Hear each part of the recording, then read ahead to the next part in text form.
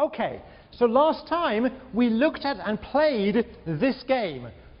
You had to choose grades, you had to choose alpha and beta, and this table told us what outcome would arise. In particular, what grade you would get and what grade your pair would get. So for example, if you'd chosen beta and your pair had chosen alpha, then you would get a C and your pair would get an A.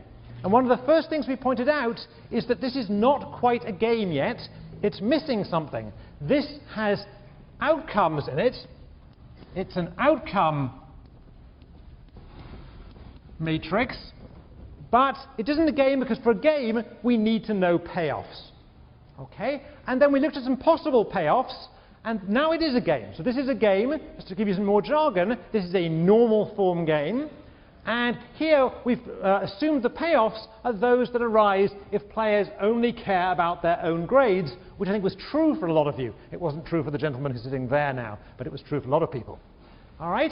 And we pointed out that in this game, alpha strictly dominates beta. What do we mean by that? We mean that if these are your payoffs, no matter what your pair does, you attain a higher payoff from choosing alpha than you do from choosing beta.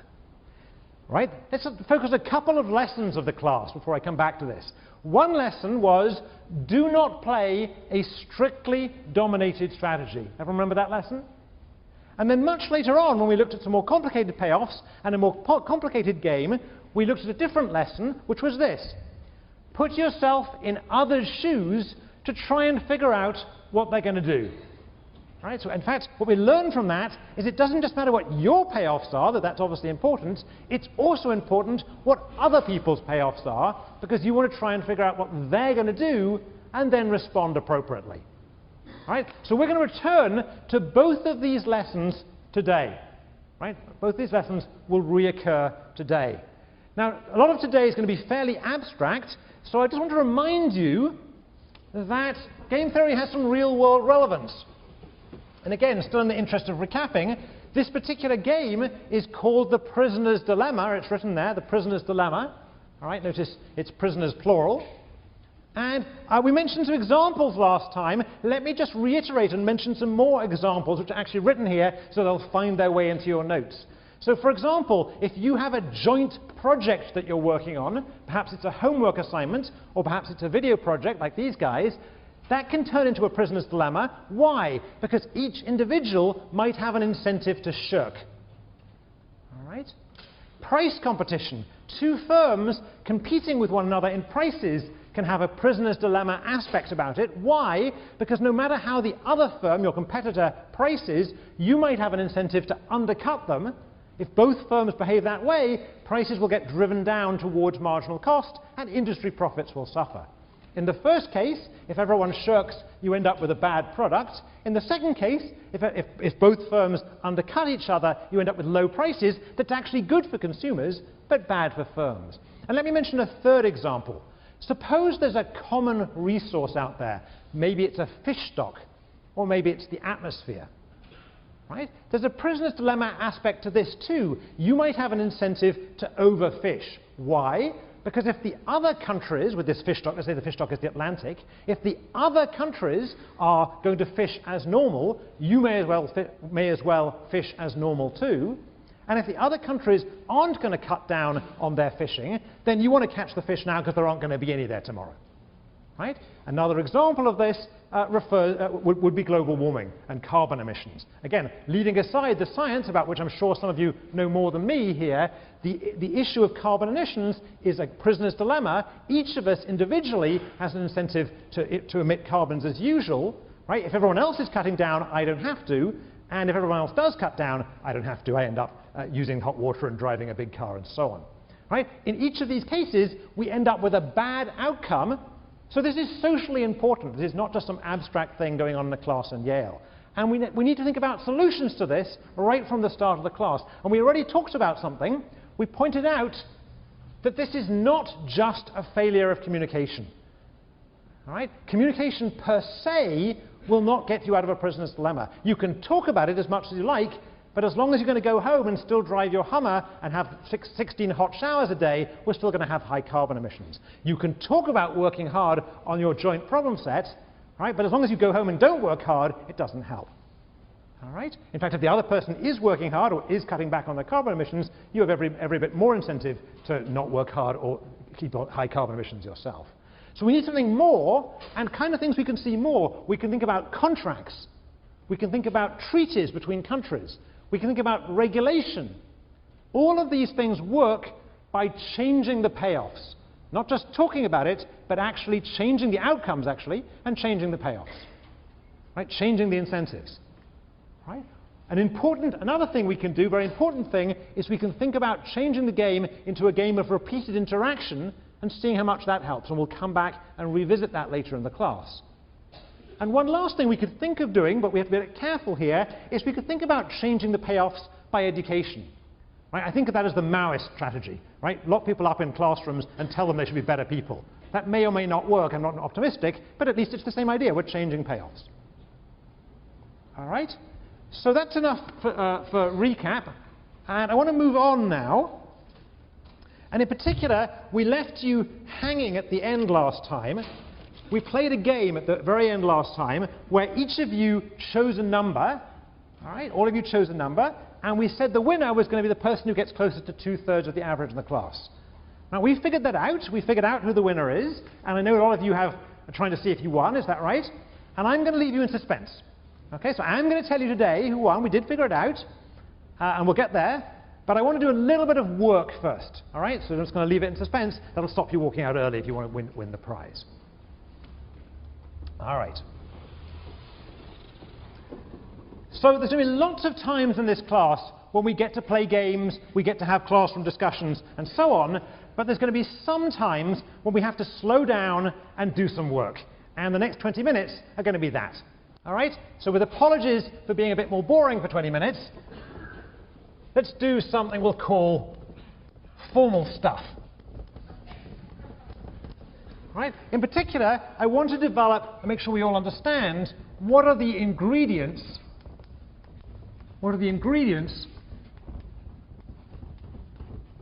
of a game.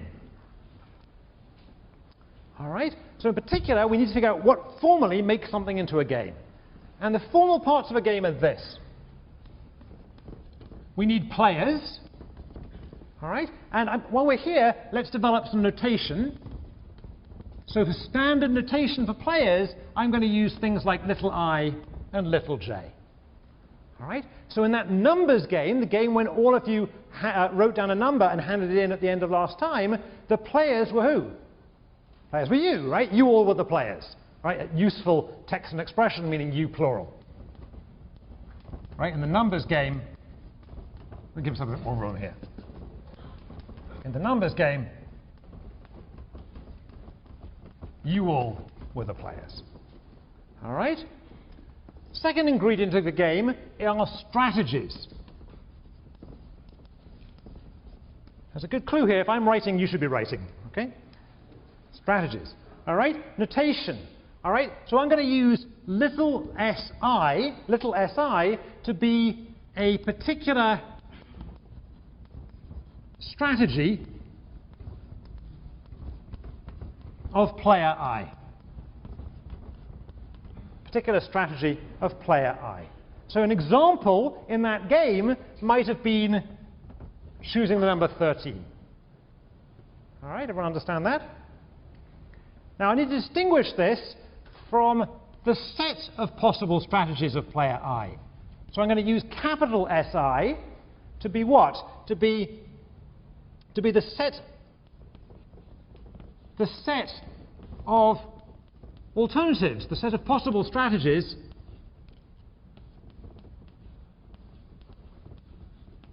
of player I. So in that game we played at the end last time, what were the set of strategies? They were the set 1, 2, 3, all the way up to 100. All right, so we're distinguishing a particular strategy from the set of possible strategies. And while we're here, I want a third notation for strategy. I'm going to use little s without an I, all right, no subscripts, little s without an I, to mean a particular play of the game. A particular play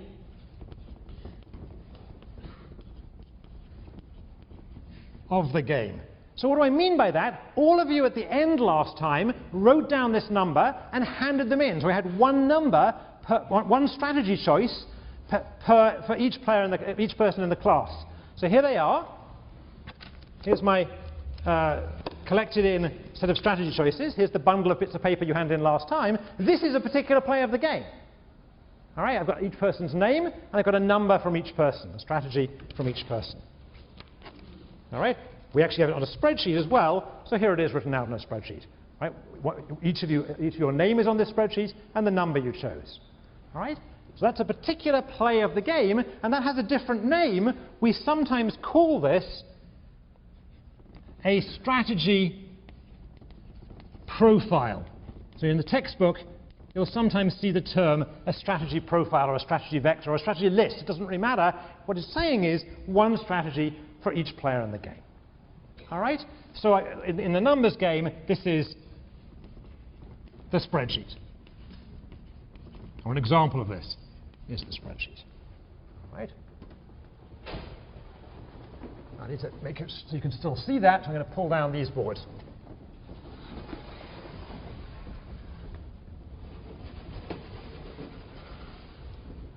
And let me clean something.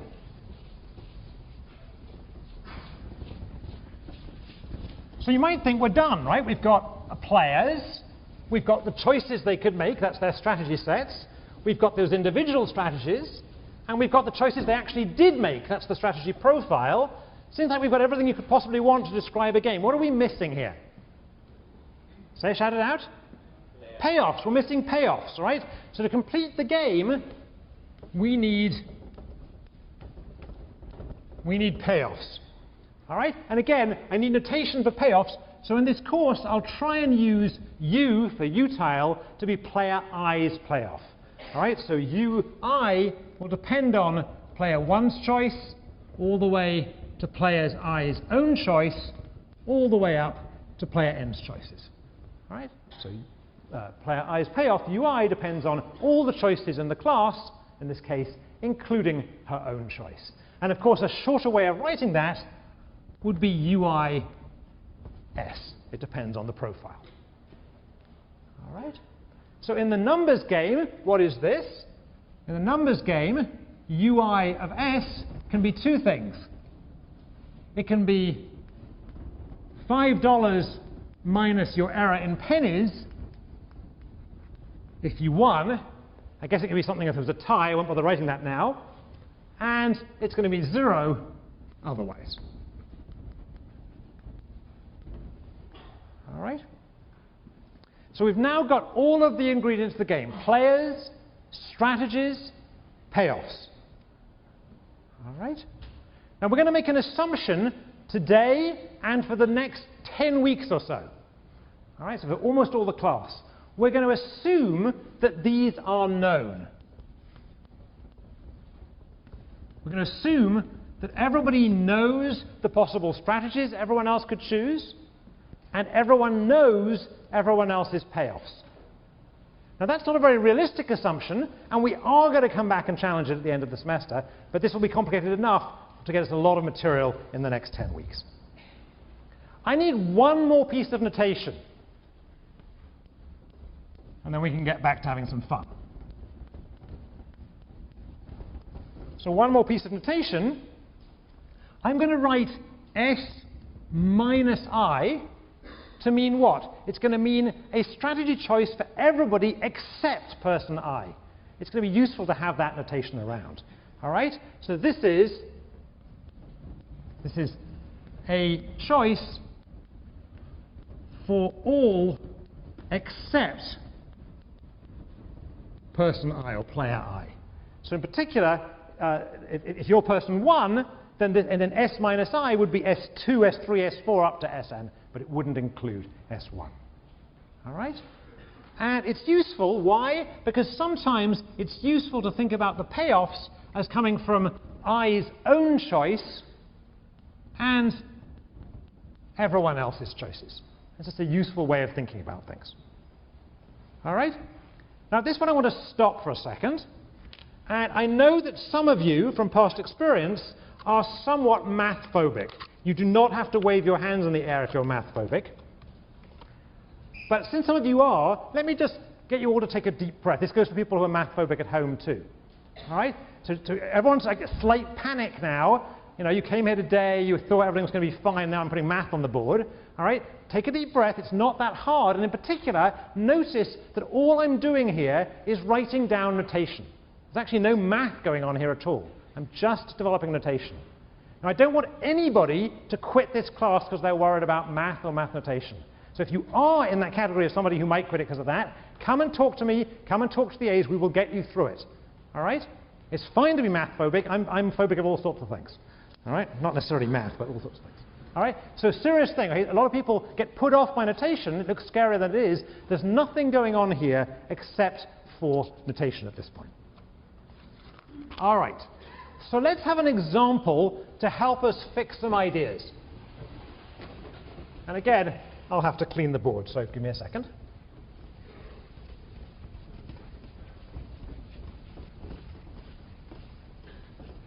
I think an example might help those people who are disturbed by the notation. So here's a game which we're going to discuss briefly. It involves two players, and we'll call the players 1 and 2, and player 1 has two choices, top and bottom, and player 2 has three choices, left, center, and right. Right, it's just a very simple abstract example for now. And let's suppose the payoffs are like this. They're not particularly interesting.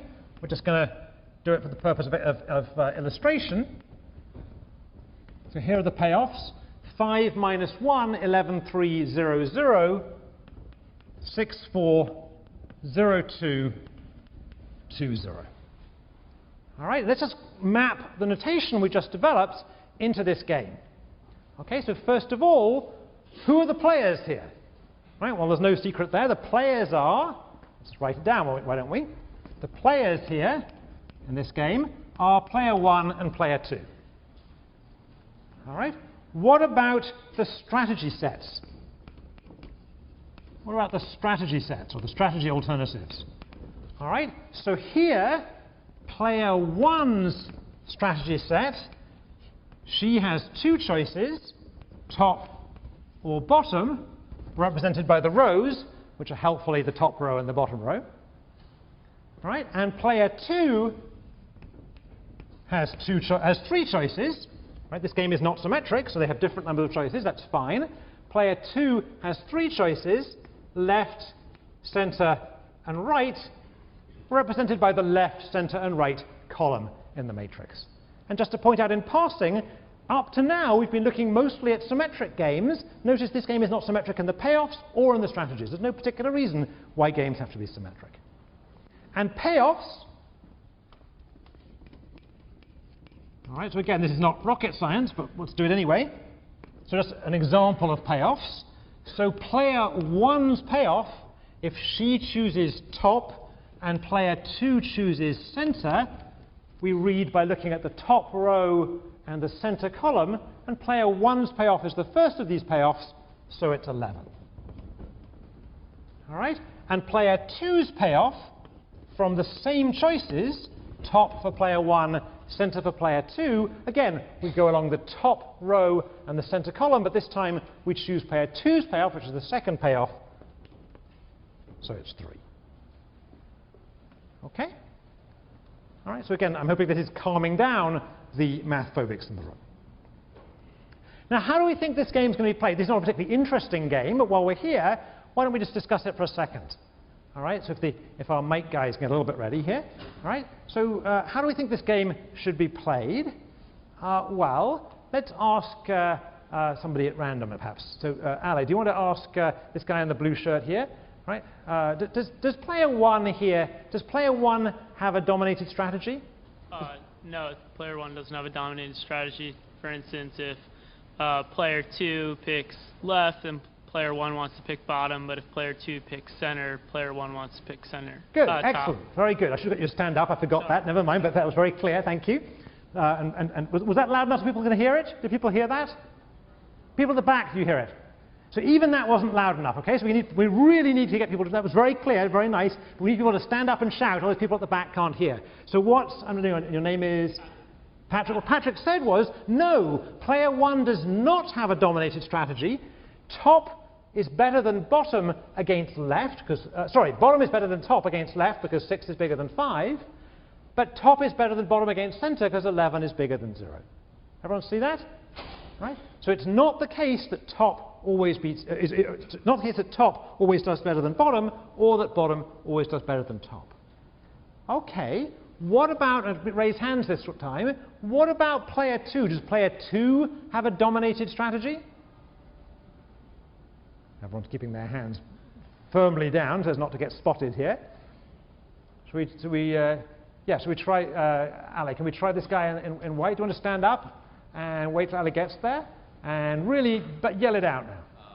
Louder. I believe right is a dominated strategy because if player 1 chooses top, then player 2 will choose center. And I'm getting confused now. It looks better on my paper. But yeah, right is never the best choice. Okay, good. So let's be a little bit careful here. So your name is? Thomas. Thomas. So Thomas said something which was true, but it doesn't quite match with the definition of a dominated strategy. What Thomas said was, right is never a best choice. That's true. That's true. All right? But to be a dominated strategy, we need something else. We need that there's another strategy of player 2 that always does better. All right? Now that turns out also to be true in this game, but it's a C. All right? So in this particular game, I claim that center dominates right. That center dominates right. So to see that, if player 1 chose top, center yields 3, right yields 0, 3 is bigger than 0. And if player 1 chooses bottom, then center yields 2, right yields 0, 2 is bigger than 0 again. So in this game, center strictly dominates right. All right? What you said was true, but I wanted something specifically about domination here. All right? So what we know here, we know that player 2 should not choose right. All right? Now, in fact, that's as far as we can get with dominance arguments in this particular game. But nevertheless, let's just stick with it a second. I gave you the definition of strict dominance last time, and it's also on the handout, by the way, the handout on the web. But let me write that definition again, using or making use of the notation from the class. So definition, all right, so player I's strategy S little I prime is strictly dominated by player I's strategy SI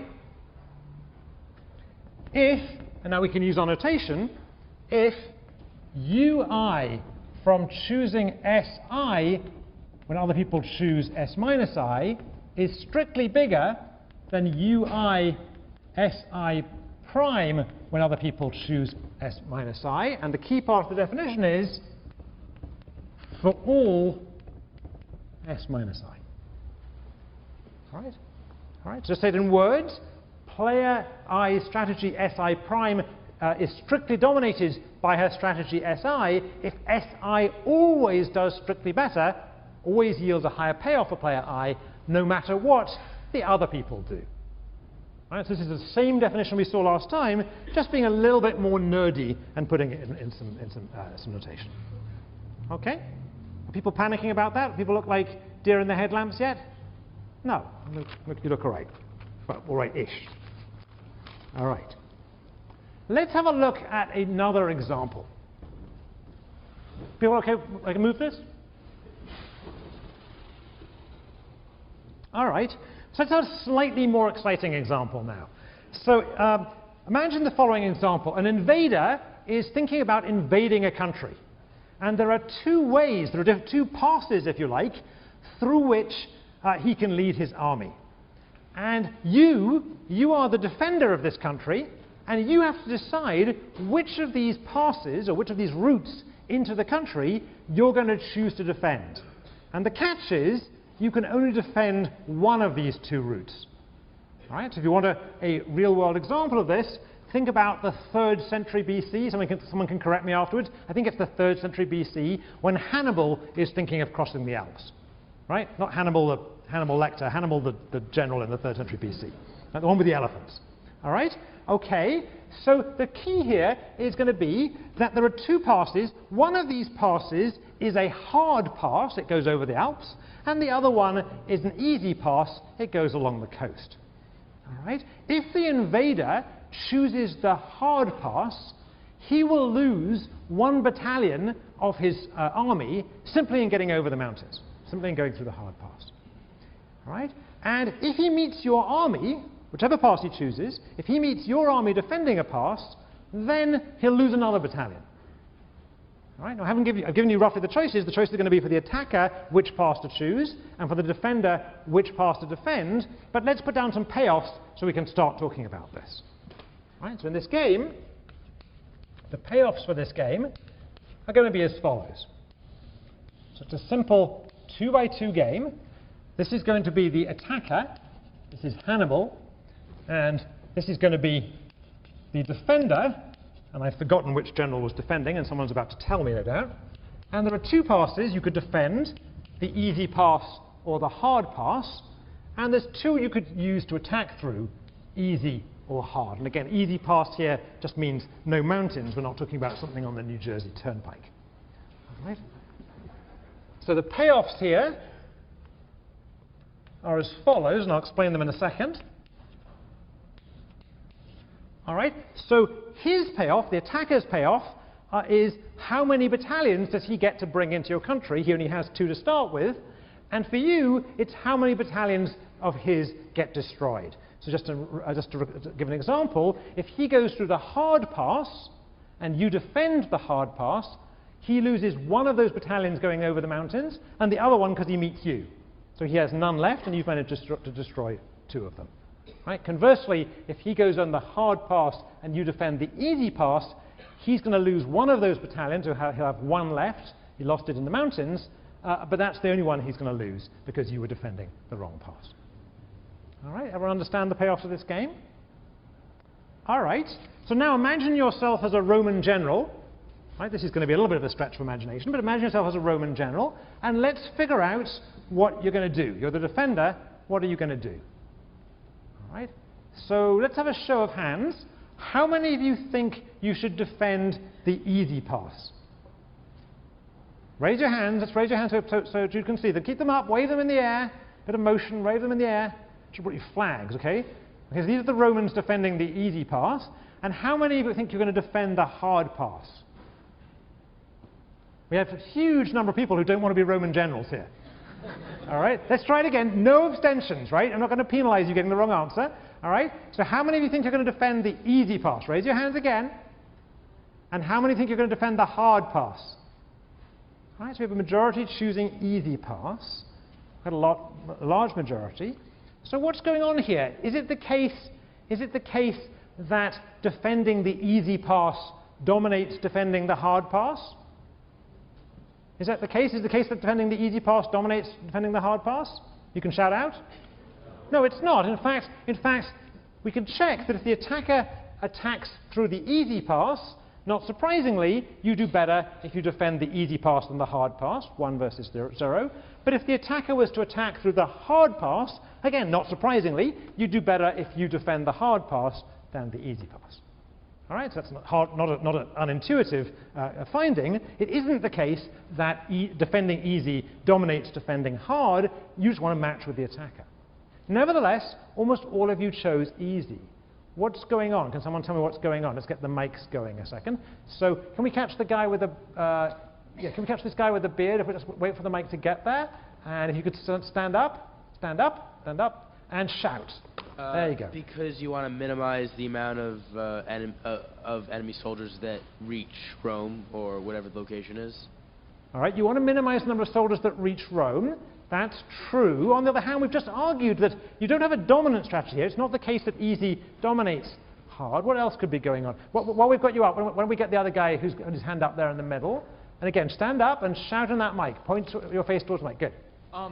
It seems as though while you don't have a dominating strategy, it seems like Hannibal is better off attacking through. It seems like he would attack through the easy pass. Good. Why does it seem that? I guess that's right. We're on the right lines now. Why does it seem like he's going to attack through the easy pass? Well, if you're not defending the easy pass, he doesn't lose anyone, and if he attacks through the hard pass, he's going to lose at least one battalion.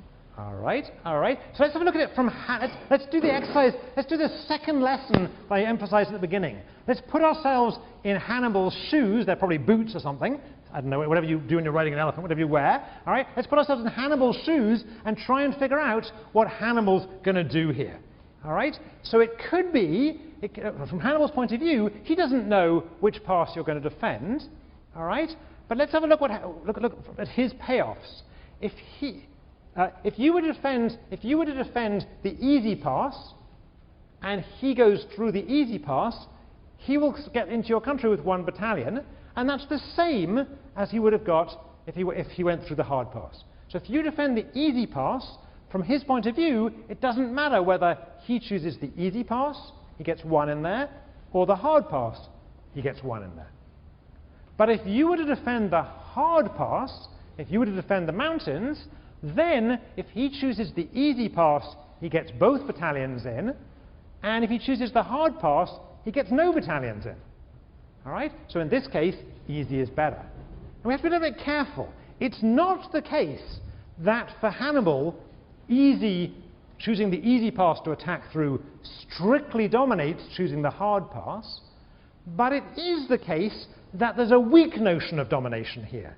It is the case, and to introduce some jargon, it is the case that the easy pass for the attacker weakly dominates the hard pass for the attacker. What do I mean by weakly dominate? It means by choosing the easy pass, he does at least as well, and sometimes better, than he would have done had he chosen the hard pass. All right? So here we have a second definition, a new definition for today. And again, we can use our jargon. Definition: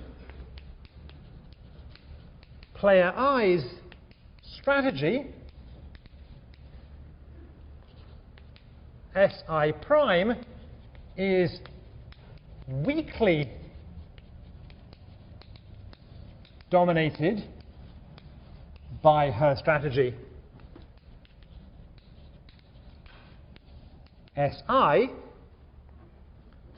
if, and now we're going to take advantage of our notation, if player I's payoff from choosing SI against S minus I is always as big as or equal to her payoff from choosing SI prime against S minus I, and this has to be true for all things that anyone else could do. And in addition, player I's payoff from choosing SI against S minus I is strictly better than her payoff from choosing SI prime against S minus I for at least one thing that everyone else could do.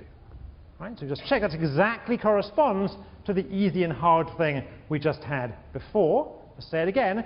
Player I's strategy SI prime is weakly dominated by her strategy SI if she always does at least as well by choosing SI than choosing SI prime, regardless of what everyone else does, and sometimes she does strictly better.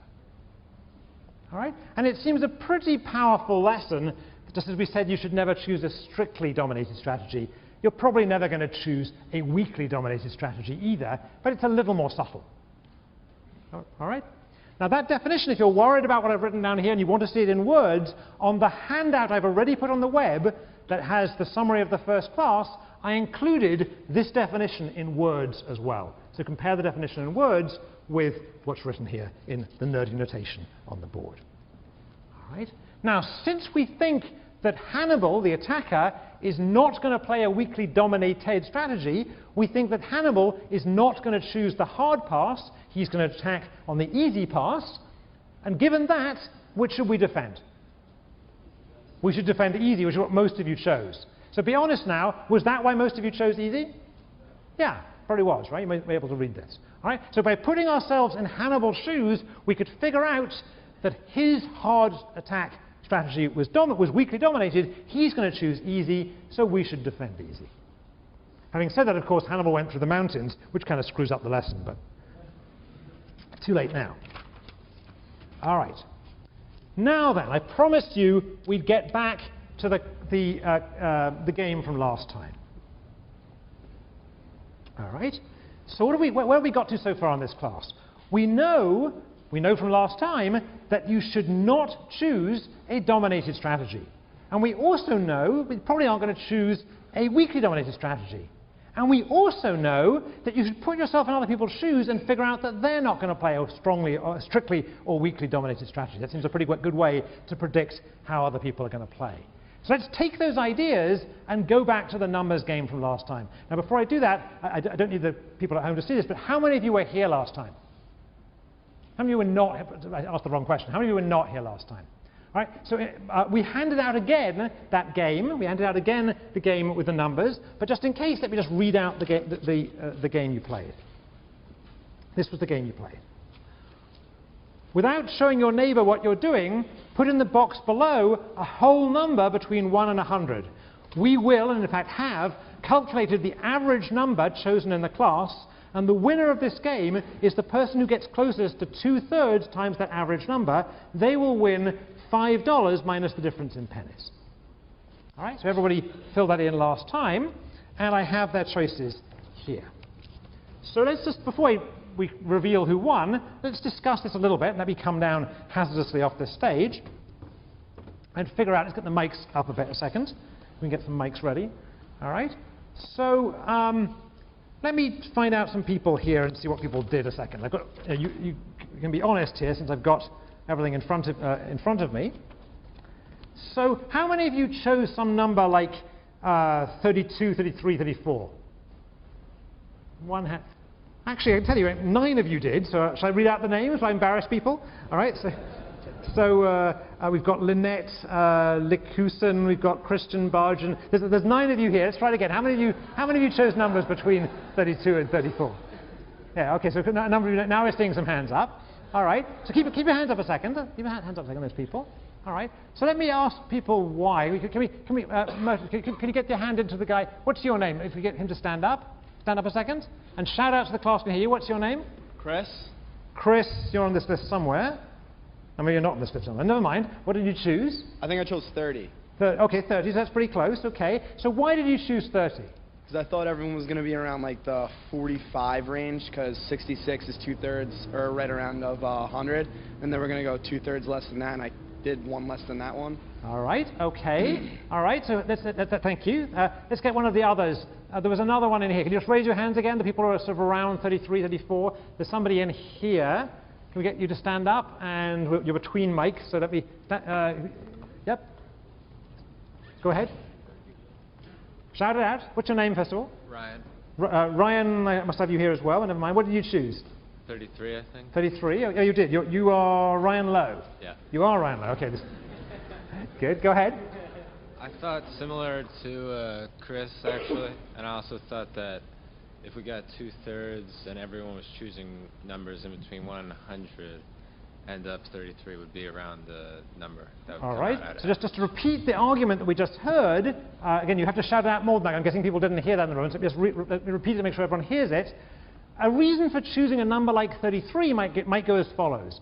If people in the room choose randomly between 1 and 100, then the average is going to be around 50, say, and 2/3 of 50 is around 33. All right, 33 and a third, literally. All right? So that's a pretty good piece of reasoning. All right? What's wrong with that reasoning? What's wrong with that? What's wrong with that? Can we get the guy, the woman in the striped shirt here? Yeah. Sorry. We haven't had a woman for a while, so let's have a woman. Thank you. That even if everyone else had the same reasoning as you, it's still going to be way too high. All right, so in particular, if everyone else had the same reasoning as you, it's going to be way too high, all right? So if everyone else reasons that way, then everyone in the room would choose a number like 33 or 34, and in that case, the average would be what? Sorry, the average, I just told you that, but 2/3 of the average would be what? 22. Something like 22, all right? So the flaw in the argument that Chris and Ryan had, it isn't a bad argument, it's a good starting point, but the flaw, in the mistake in the argument, it was the first sentence in the argument. The first sentence in the argument was, if the people in the room choose random, then they will choose around 50. That's true. The problem is, the people in the room aren't going to choose at random. All right? Look around the room a second. Look around yourselves. Do any of you look like a random number generator? Actually, from here I can see some that do. I'm not going to put. All right? All right? All right? So I'm actually looking at some of your answers. Maybe some of you are. Right? On the whole, Yale students are not random number generators. They're trying to win the game. All right? So they're unlikely to choose numbers at random. Right? If they, we also a further argument. If in fact everyone thought that way, and if you figured out everyone was going to think that way, then you would expect everyone to choose a number like 33, and in that case, you should choose a number like 22. How many of you, raise your hand a second, how many of you chose numbers in the range 21 through 23? There's way more of you than that. I'll start reading you out as well. There's actually about 12 of you. Raise your hands. There should be 12 hands going up somewhere. There's 2, 3 hands going up, 4, 5 hands going up. There's actually 12 people who chose exactly 22. So considerably more if we include 23 and 21. All right? So those people, I'm guessing, were thinking this way. Is that right? Let me get one of my 22s up again. Here's a 22. Here's a 22. You want to get this guy? So what's your name, sir? Stand up and shout. Brian. Yep. And you chose 22? I chose 22 because I thought that most people would play the game dividing by 2/3 a couple of times and give numbers averaging around the low 30s. All right. All right. So if you think people are going to play in a particular way, in particular if you think people are going to choose the strategy of Ryan and Chris and choose around 33, then 22 seems a great answer. But you underestimate your Yale colleagues. You underestimate your Yale colleagues. In fact, 22 was way too high. Was way too high. All right. Now, again, let's just iterate the point here. Let's just repeat the point here. The point here is when you're playing a game, you want to think about what other people are trying to do to try and predict what they're trying to do. And it's not necessarily a great starting point to assume that the people around you are random number generators. They have aims, trying to win, and they have strategies too. Let me take this back to the board a second. So in particular, are there any strategies here we can really rule out? Right, so we said already people are not random. Are there any choices we can just rule out? We know people are not going to choose those choices. Let's have someone here. We have the guy in green. Just wait for LA. There you go. Good. Stand up. Give me your name. My name's Nick. And shout it out so people can hear. No one is going to choose a number over 50. No one's going to choose a number over 50. Okay. I was going to. That actually got. Okay. That's fair enough. Some people did. It's fair enough. I was thinking something a little bit less, and that's fine. I was thinking something a little bit less ambitious. Somebody said 66. Somebody said 66. So let's start analyzing this.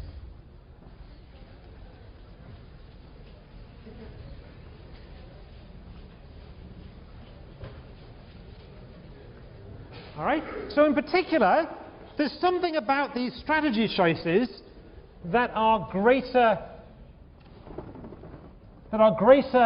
than 67 at any rate. All right.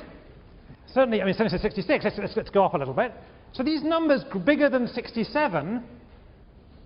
What's wrong with numbers bigger than 67? What's wrong? Raise your hand if you have an answer to that. What's wrong? Yeah, can we get the guy in red who's right close to the microphone there? Stand up. Give me your name. Stand up. Shout it out to the crowd. Peter. Yep. And if everyone chooses 100, It would be 67. All right, good. So even if everyone in the room didn't choose randomly, but they all chose 100, a very unlikely circumstance. But even if everyone chose 100, the highest the average could, the highest 2/3 of the average could possibly be is 66 2/3. Hence, 67 would be a pretty good choice in that case. So numbers bigger than 67 seem pretty crazy choices, but crazy isn't the word I'm looking for here. What can we say about those choices, those strategies, 67 and above, bigger than 67, 68 and above? What can we say about those choices? There's somebody right behind you, the woman right behind you. Shout it out. They have no payoffs for the They have no payoffs? What's the jargon here? Let's use our jargon. Somebody shout it out. What's the jargon about that? They're dominated, all right? So these strategies are dominated. Actually, they're only weakly dominated, but that's okay. They're certainly dominated, right? In particular, a strategy like 80 is dominated by choosing 67, right? You will always get a payoff from choosing 67, at least as high and sometimes higher than the payoff you would have got had you chosen 80, no matter what else happened in the room. So these strategies are dominated. We know from the very first lesson of the class last time that no one should choose these strategies. They're dominated strategies. All right? So did anyone choose strategies bigger than 67? Okay, I'm not going to read out names here, but turns out 4 of you did. I'm not going to make you wave it, okay? All right? So, okay, for the 4 of you did, never mind, but, well, yeah, mind, actually, yeah. All right. So once we've eliminated the possibility that anyone in the room is going to choose a strategy bigger than 67, it's as if those numbers 68 through 100 are irrelevant. It's really as if the game is being played where the only choices available on the table are 1 through 67. Is that right? Is that right? We know no one's going to choose 68 and above, so we can just forget them. We can delete those strategies. And once we delete those strategies, all that's left are choices 1 through 67. All right? So can somebody help me out now? What can I conclude now I've concluded that the strategies 68 through 100 essentially don't exist or have been deleted? What can I conclude? Let me see if I can get a mic in here. So stand up and wait for the mic. And here comes the mic. Good. Shout out. That all strategies 45 and above are thus also ruled out. Good. So your name is? Henry. Okay, so Henry is saying, once we've figured out that no one should choose a strategy bigger than 67, then we can go another step and say, if those strategies never existed, then the same argument rules out, or a similar argument, rules out strategies bigger than 45. Let's be careful here. The strategies that are less than 67, but bigger than 45, these strategies are not dominated strategies in the original game. In particular, we just argued that if everyone in the room chose 100, then 67 would be a winning strategy. So it's not the case that the strategies between 45 and 67 are dominated strategies, but it is the case that they're dominated once we delete the dominated strategies, once we delete 67 and above. All right? So these strategies, to be careful here with the word weakly here, these strategies are not weakly dominated in the original game, but they are dominated. They're weakly dominated once we delete 68 through 100. So all the strategies 45 through 67 are gone now. So okay, let's have a look. Did anyone choose? Raise your hands. Be brave here. Did anyone choose a strategy between 45 and 67? Or between 46 and 67? No one's raising their hand, but I know some of you did because I got it in front of me, right? So at least 4 of you did, and I won't read out those names yet, but I might read them out next time. Okay, so four more people chose those strategies. All right? Now notice there's a different part of this. This argument, the argument that eliminates strategies 67 and above, or 68 upwards, that strategy just involves the first lesson of last time. Do not choose a dominated strategy. Admittedly weak here, but still. All right? But this the second slice, strategies 45 through 67, getting rid of those strategies involves a little bit more. You've got to put yourself in the shoes of your fellow classmen and figure out they're not going to choose 67 and above. And so the first argument, that's a straightforward argument. The second argument says I put myself in other people's shoes, I realize they're not going to play a dominated strategy, and therefore, having realized they're not going to play a dominated strategy, I shouldn't play a strategy between 45 and 67. So this argument is an in-shoes argument. Now what? Where can we go now? Yes, so let's have the guy in the beard, but let the mic get to him. All right, and yell out your name. Carter, you just repeat the same reasoning again and again, and you eventually get down to 1. All right, well, we'll do that, but let's go one step at a time. So now we've ruled out the possibility that anyone's going to choose a strategy 68 and above because they're weakly dominated, and we've ruled out the possibility that anyone's going to choose a strategy between 46 and 67 because those strategies are dominated once we've ruled out the dominated strategies. So we know no one's choosing any strategies above 45. It's as if the numbers 46 and above don't exist. So we know that the highest anyone could ever choose is 45, and 2/3 of 45 is roughly, someone help me out here, 30, right? Roughly 30. All right?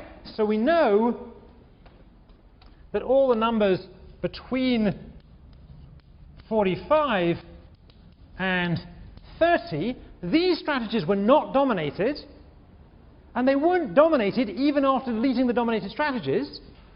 But they are dominated once we deleted not just the dominated strategies, but also the strategies that were dominated once we deleted the dominated strategies. All right? I'm not going to try and write that, but you should try and write it in your notes. All right? So without writing that argument down in detail, notice that we can rule out the strategies 30 through 45 not by just examining our own payoffs, not just by putting ourselves in other people's shoes and realizing they're not going to choose a dominated strategy, but by putting ourselves in other people's shoes while they are putting themselves in someone else's shoes and figuring out what they're going to do. All right? So this is an in-shoes, be careful where we are here, this is an in-shoes argument. At which point you might want to invent the sock. All right? Now, where's this going? So we were told where it's going. We were able to rule out 68 and above, then we were able to rule out 46 and above, now we're able to rule out 31 and above. All right? By the next slice down, we'll be able to eliminate, about 20 and above. All right, so 30 down to above 20, and this will be an in-shoes.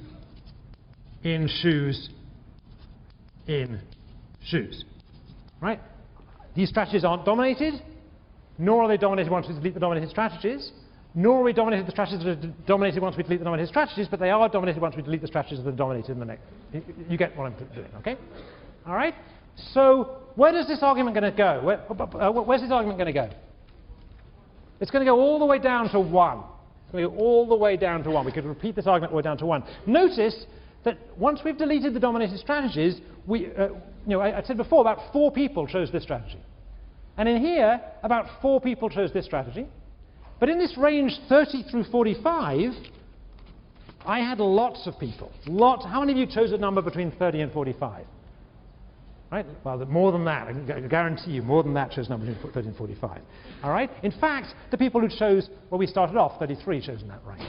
And a lot more of you chose numbers between 20 and 30. So we're really getting into the meat of the distribution here, and we're seeing that these are choices that perhaps are ruled out by this kind of reasoning. All right. Now, I'm still not going to quite reveal yet who won. I want to take this just one step more abstract. All right? So I want to just discuss this a little bit more. I want to discuss the consequence of rationality in playing games. Slightly philosophical for a few minutes. All right? So I claim that if you are a rational player, by which I mean somebody who's trying to maximize their payoffs by their play of the game, that simply being rational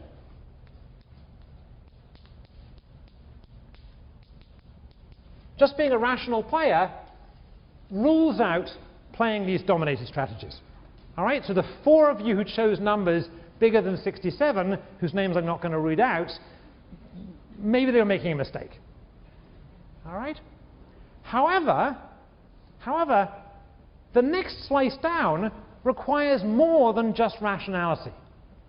What else does it require? Yes, can I get this guy again? Sorry. Shout out your name again. I've forgotten it. Nick. Shout it out. Nick. Yep. The assumption that your opponents are being rational as well. Good.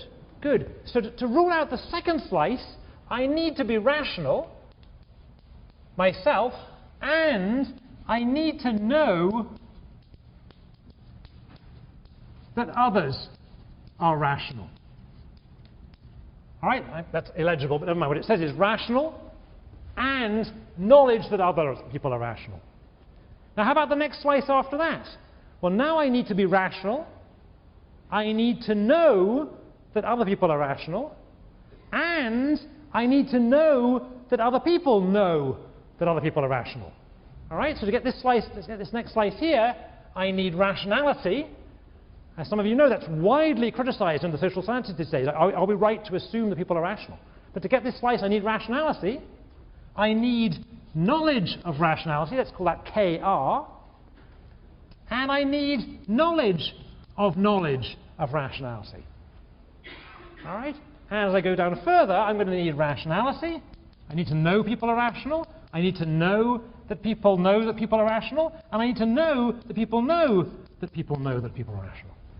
All right? And let's just make this more concrete for you. These people, the 4 people who chose this, they made a mistake. What about the 4 people who chose numbers between 45 and 67? What can we conclude about those people? The people who chose between 45 and 67. Shall I read out their names? No, perhaps I better not. What can we conclude about those people?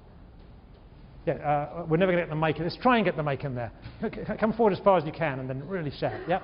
They think their classmates are pretty dumb. Right, right. It's not necessarily that the 4 people who chose between 46 and 67 are themselves thick. It's that they think the rest of you are thick. All right? And down here, this doesn't require people to be thick or to think the rest of you are thick. They're just people who think that you think, they're just people who think that you think that they're thick. All right, and so on. Now to get all the way to 1, we're going to need very, very many rounds of knowledge of rationality. Does anyone know what we call it if we assume an infinite sequence of I know, that you know, that I know, that you know, that I know, that you know, that I know, that you know something? What's the expression for that? Technical, believe it or not, technical expression.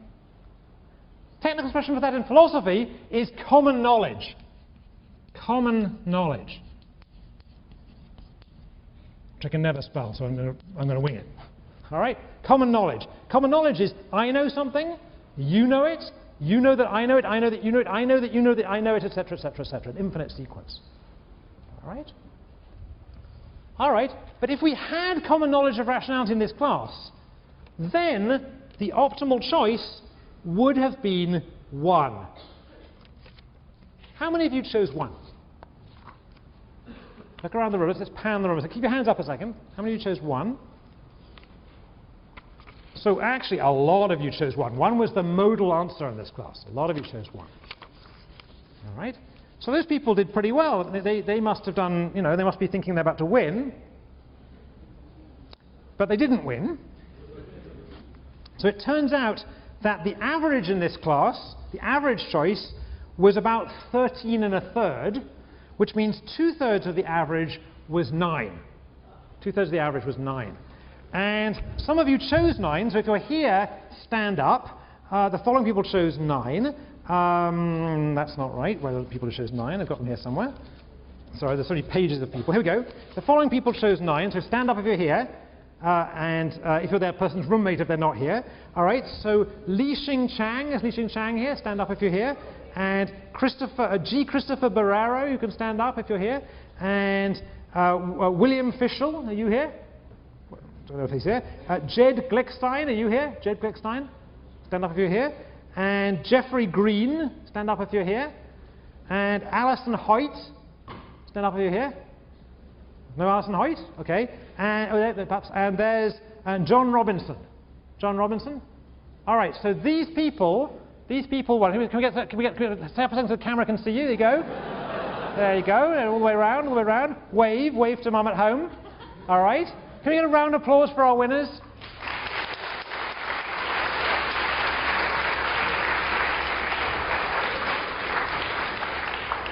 So Jed has trustworthily brought back the $5. I'll go to focus for a second just to get it. Here is the $5. We're going to tear this into 9 pieces, except I get arrested and deported if I do that. So we're going to find a way to break this into change later, okay? And come and claim it afterwards.